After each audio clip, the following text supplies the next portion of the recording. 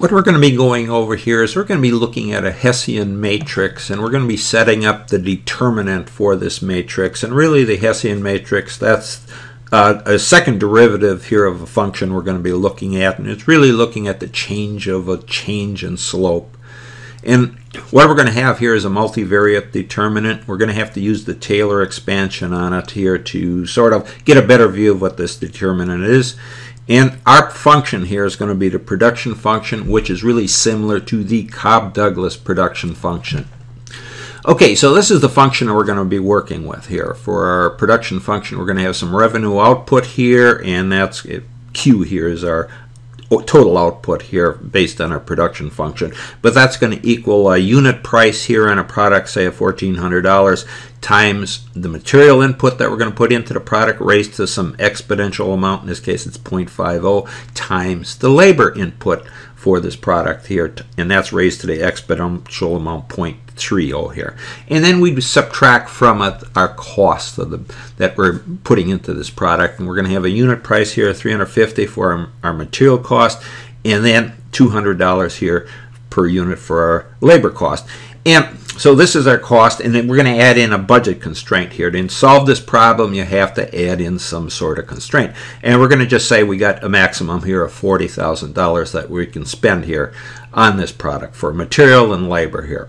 Okay, so what we have to do here, to solve this problem, we have to add in a Lagrangian multiplier here to come up with 3 equations and 3 unknowns. Okay, so let's do that. To set up our Lagrangian equation here, well, we just have our revenue output here. We can just put that down here.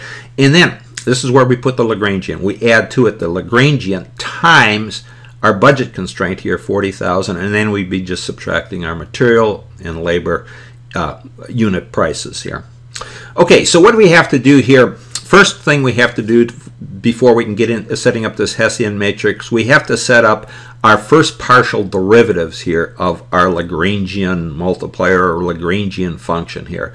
So I'll just do it in terms of, we'll just lay it out this f here of our y with respect to y here, that first partial derivative here. So just the labor here I'm representing as y.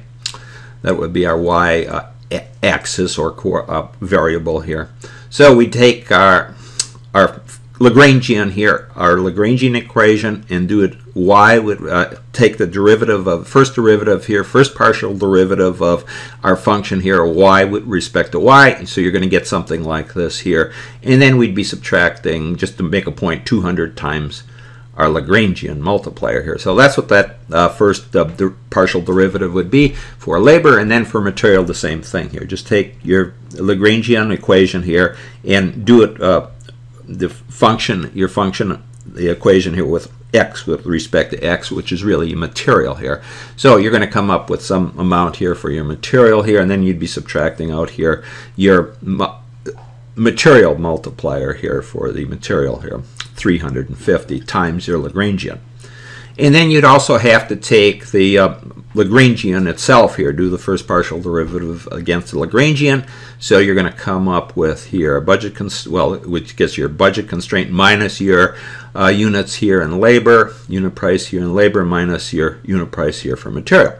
Okay, so we got the 3 equations here, 3 unknowns, our y or our labor here, or x or material, and then the Lagrangian multiplier itself here. So we would put this in, and I'm doing this here in MapleSoft here, and we're going to come up with a solution point here. So many units here of labor, 78.049, material here, 69.686, and then the Lagrangian multiplier here, 0.966 here.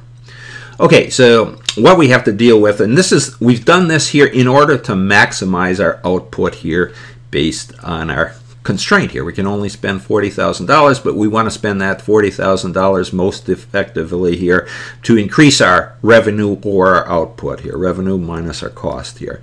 And that is all based on our material and labor inputs here along with our constraint.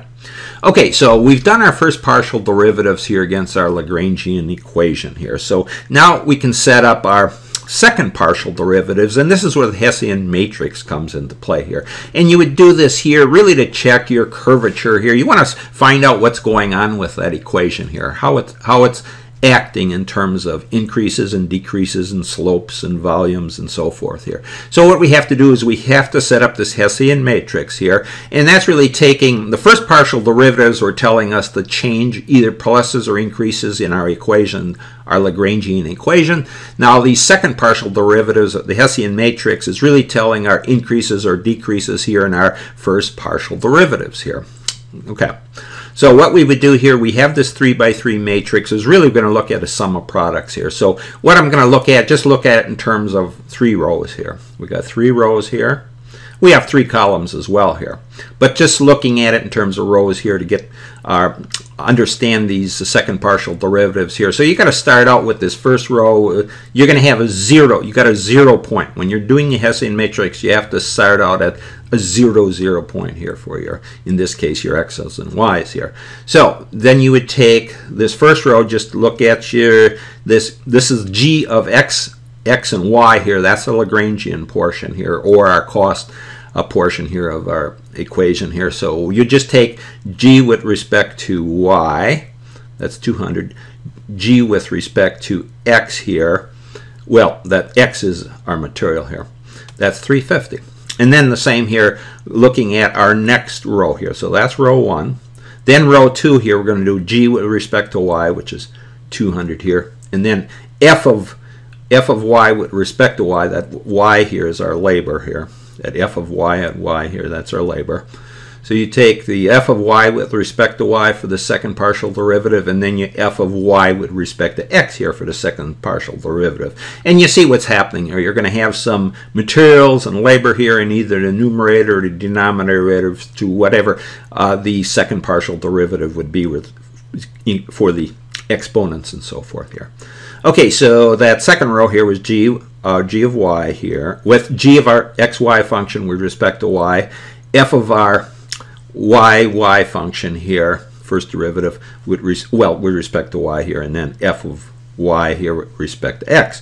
And then our second, that's our second row. Now our third row here, just take a g of x here. That's our Lagrangian, or the cost constraint here, and our cost here. Do that with respect to x. That's 350 here, and then f of xy here, or f of x here, this material portion here with respect to y, get that, and then f of x with respect to x itself. So that's our third row here.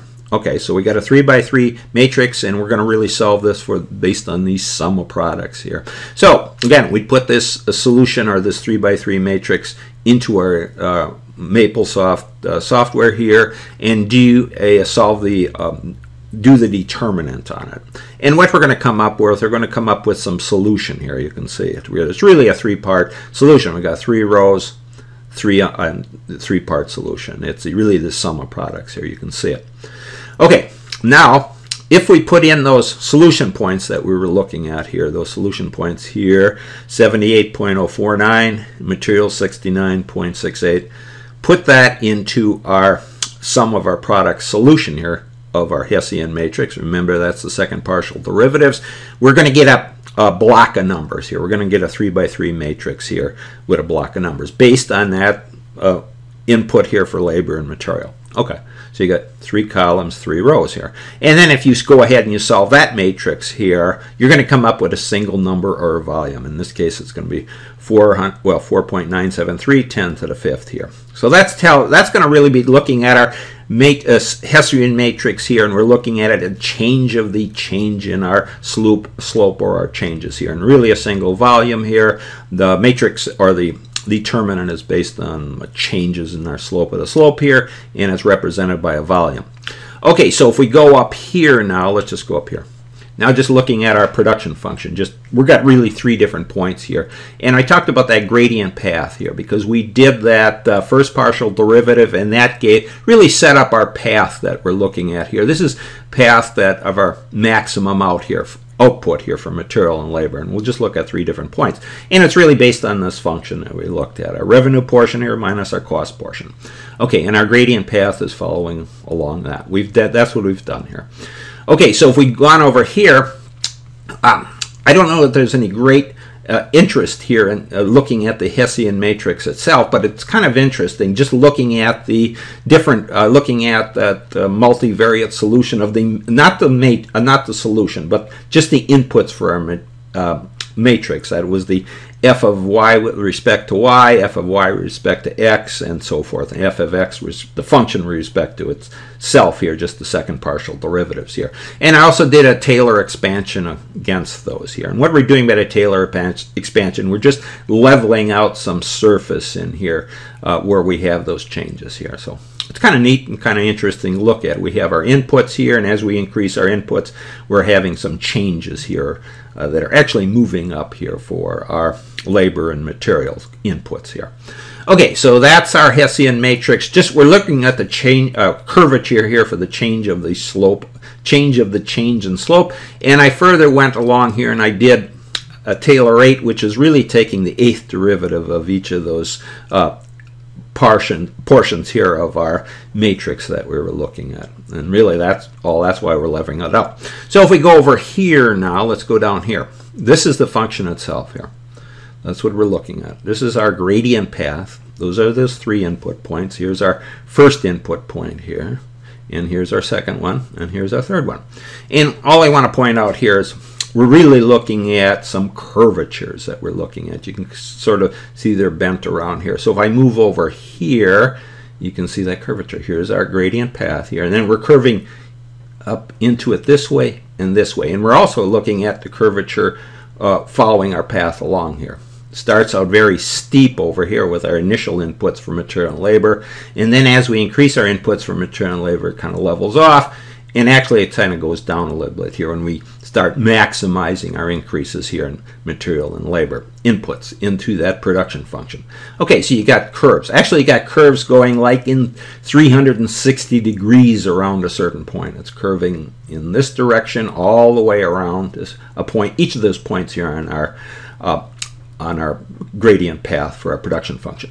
So really what this determinant is telling us, so this second degree Hessian matrix, we're really looking at convex versus a concave function. Now what we're talking about here, we have a concave function because you can see it's concaving or in this direction. It's looking at it in this direction. It's increasing and decreasing along our this is where the change was. That's why you're looking at that maximum point is really a critical point, and it's sort of it zeroes out here and it goes down or increases in this way. So the determinant, we're going to be looking at those numbers. If we were convex down here, that is, with these shapes would be just the opposite here, then we'd be looking at a negative determinant number. But because we're concaving up here, we should be looking at a plus determinant number. The volume or the determinant value of our 3x3 matrix should be a plus value. And that's what we're looking at. So in fact we did. I've done for each of those points, I had 3 different points here. I put it in. We had 3 different determinant solutions. And this first point here, it would be like 7.52810 to the 6, which would be 7,528,000. And that's where we have our maximum increases here. First inputs for material and labor, and that would be like units of 6 and 8 here, material and labor. And then we moved over to our next point here, and that's the one that we calculated, 497,310, or 4.93710 to the 5th. And that we have like 68 units of material and 78 units or so in labor, something along those numbers.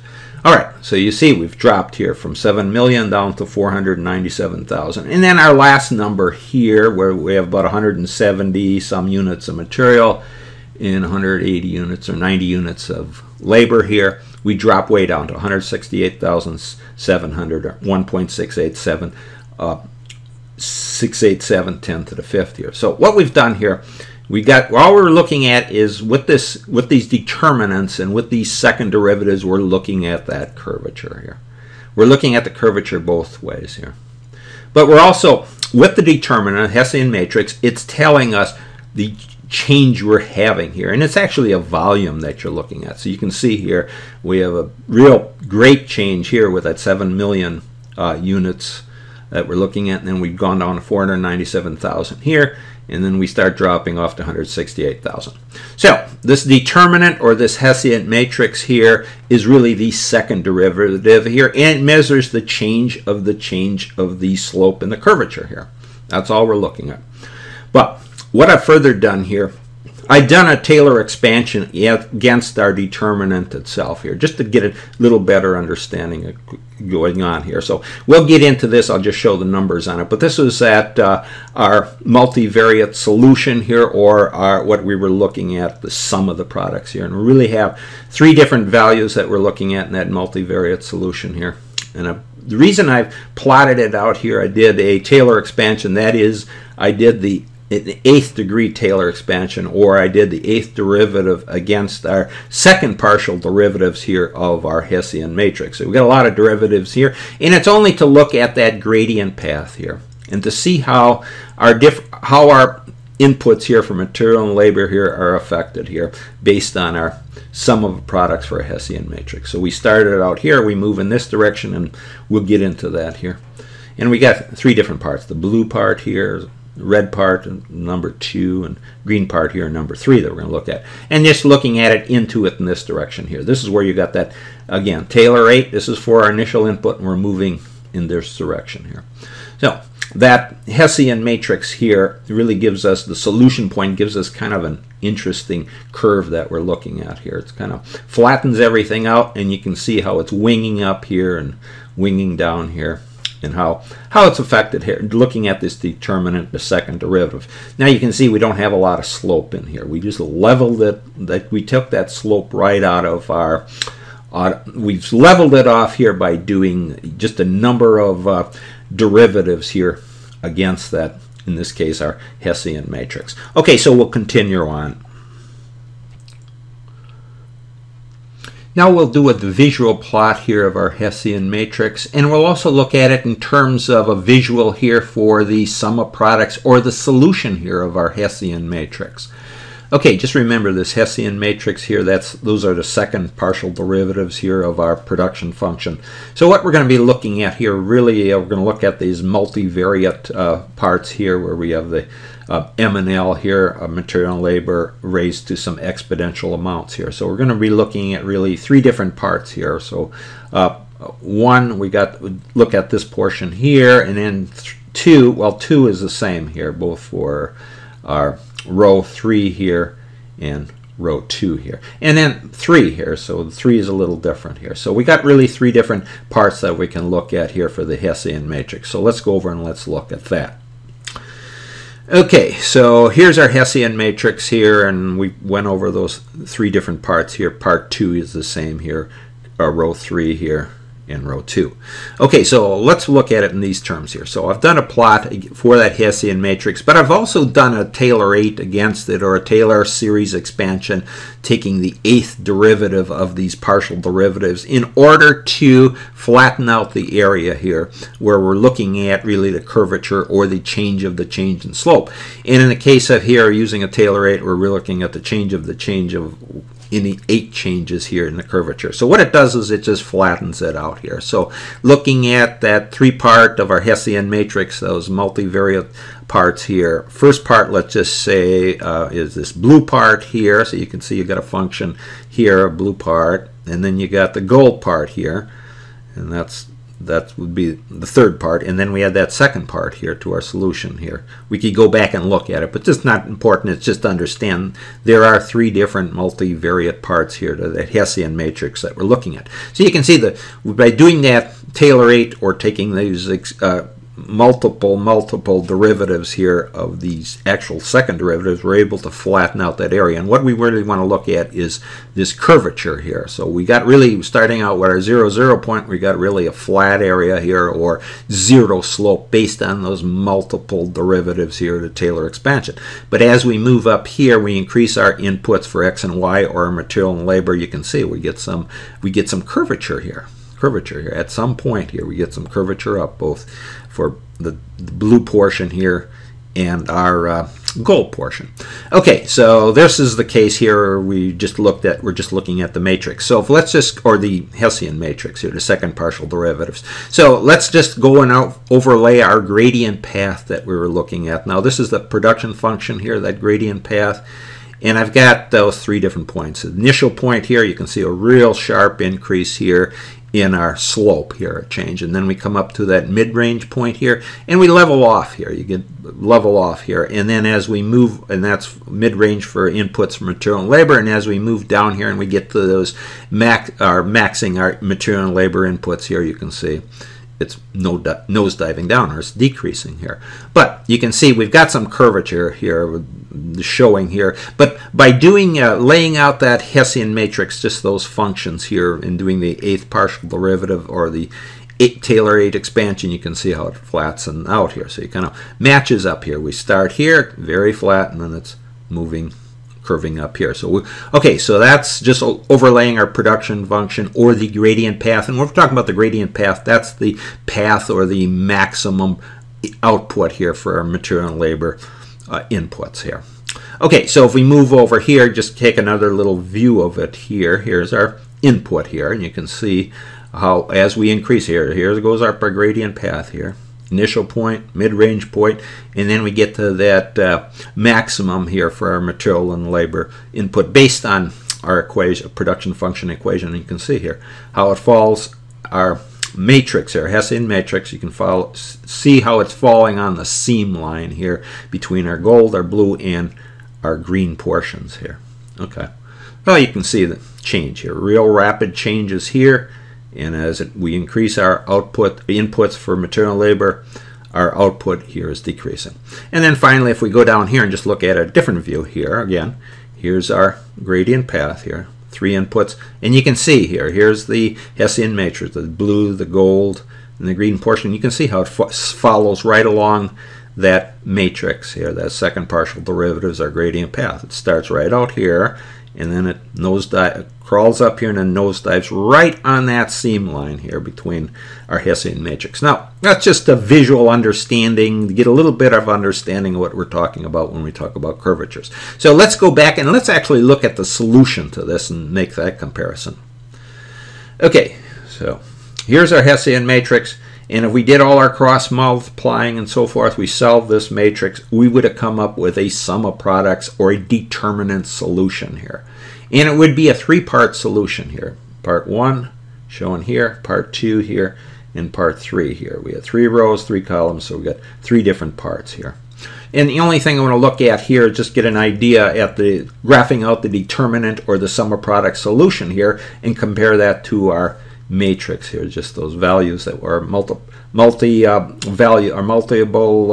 and L's here, their values versus the determinant solution. And one thing I want to make here, a point here with this determinant solution, I've got it color coded here, and let's just understand that. So let's look at the determinant as I plotted it out. And again, this is based on a Taylor 8 expansion here of the determinant solution itself. So we got the second partial derivatives here, the determinant solution, but I've taken 8 derivatives on top of these here, of this here, in order to flatten out our area that we're looking at here. So this is our, let's just match it up and let's understand what's going on here. So here's my determinant that I have, solution, I've plotted it out here, the sum of products. So for the first, the red portion here, and make a point of it, and at this point it was based on those inputs here, 69.6 here for material, 78.0 here, some fractional amount here for material.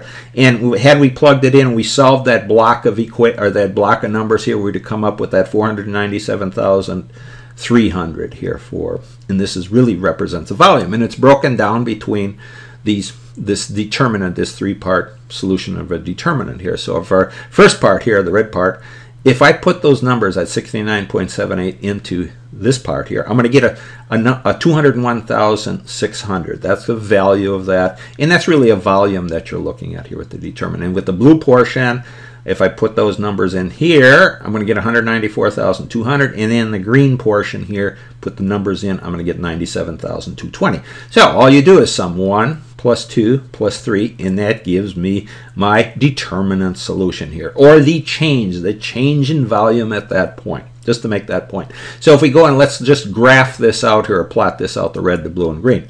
Okay, just to understand it here, against the Taylor 8 here, I've just taken that function, take the 8th derivative of the 2nd derivative solution here, and you're going to get a flattened out area here. 1, here's my red area, shown here. And this is where my initial inputs here, and I'm increasing my inputs going in this direction here. So you can see we're started out very flat area in here, but as we move on, we increase our production here, it starts curving down here. But nonetheless, here's my red here shown here. And where it lines on my seam line or my gradient line is right here. You can see it's matching up with the blue here. There's a seam here between our red and our blue here. And our blue here is this portion here. So we've got shown over here. And then finally our green shown over here. So this is our gradient path. This is the path here of our maximum production. And you can see the contribution here between our red multivariate part here, blue multivariate part here, and green multivariate part. So if we just go down here and let's just look at what we talked about, our matrix itself here, the Hessian matrix. Here was our input here, just our initial point here, and then you can see it's moving along those lines. It kind of matches right up with our determinant solution. We got, in this case, I got a green here for a portion, but then it goes up here. We got that curvature moving up here for our gold portion and our blue portion. Not to match, they're not matching these things here because they are different numbers here, although you can see the relationship between the determinant solution here and the matrix itself before we actually did the determinant here. Okay, so you got those 3 parts here that you're looking at. And then if we move over here, just looking at it, into it here, this is the case here where we start out with our initial inputs here for material and labor, and then we move in this direction here. And you can see here, by doing that Taylor 8 expansion against this solution, or the sum of product solution here, you can see, here's our seam line here. Here's our red portion. Here's our blue portion, green portion. This is our determinant, or our gradient line here. Okay, kind of interesting just to look at how this works out here when you do all those partial derivatives. We're able to flatten it out here.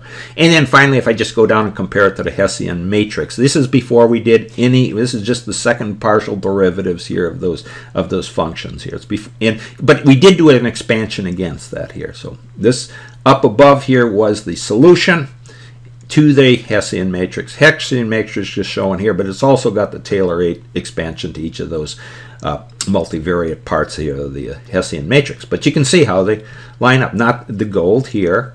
You got a green flattened area here, and then blue here. But they follow along that gradient path here. 0, 0 input, and then they follow along, and you got the curvature here. But you can see here, this is where, okay, it's curving. Just to match it out, you got that curvature where it's curving down here. Down as we move out, it's curving down. Our Hessian matrix, it's curving up here in the case. But you can see they're both tracking along some gradient path here, or some seam line that we're talking about. Now, that's kind of interesting. It's just looking at the matrix itself here, plotting that out, those really 3 or 4 elements that we had, versus the determinant or the solution. Okay, so that is, we can continue on from here. Now for our Taylor series expansion that we've been using here, now what you're going to have to do is you're going to have to come up with some software here to do this expansion against here. And I'm using MapleSoft, and it has a procedure here, mTaylor. And then what you would be doing here, using this procedure here, what you'd have to do is you'd have to supply it some function that you'd be looking at. And in our case, we had the Hessian matrix that we're looking at here, and we have these 4 different elements here that have the multivariate solution here. And we'd also be looking at the determinant as well here, where we go down here and we got 3 different elements here, the determinant, and that's really the sum of the products, or the solution here to our Hessian matrix for the determinant. But nonetheless, you'd have to have you'd be supplying some function here for each one of those different multivariate parts here to our Hessian matrix. And then you have to supply some point that you'd be looking at here, and then along with that, this is where the Taylor series comes in. You have to supply some degree of expansion here. So this, looking at 2 here, that would be the second derivative of, or it would be the partial derivative, or the derivative of the second partial derivatives. And if each one of those would, increasing your degree here increases the number of derivatives you're taking at a particular point.